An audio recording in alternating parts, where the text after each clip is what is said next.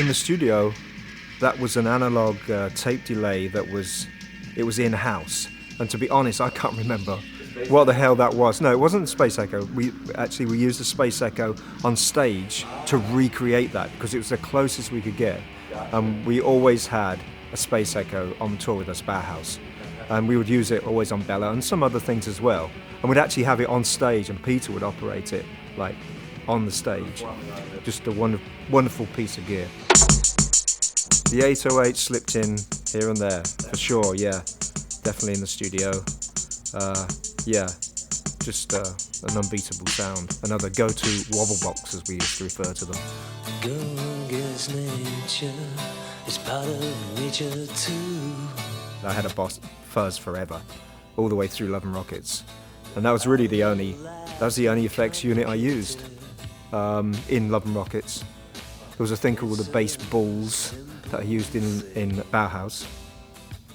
But Daniel Ash, the guitarist in both of those bands, had a whole rank of Boss pedals.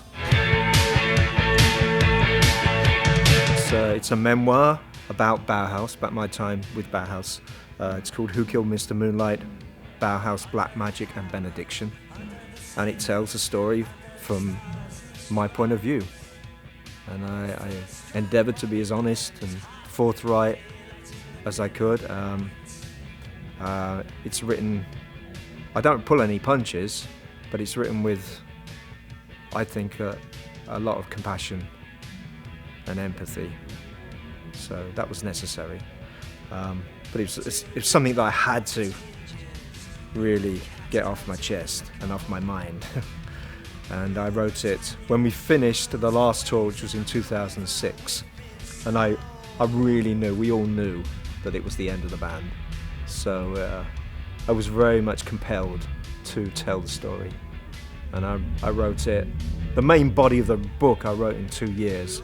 And I would go into my little, basically an office space in this apartment I had here in LA, in a lovely old building, the Villa Carlotta, 1927.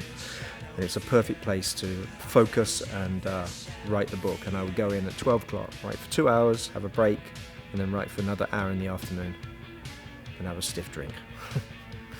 But then I was honing it for another 5 years, so it took 7 years total. I'm still honing it now because it's gone to a second printing, and the second printing is a little bit different to the first printing in that I added a bit here and there, and I've also been doing that to the Kindle edition, so it's a work in progress really. I can't leave it alone, but I know I'm going to have to.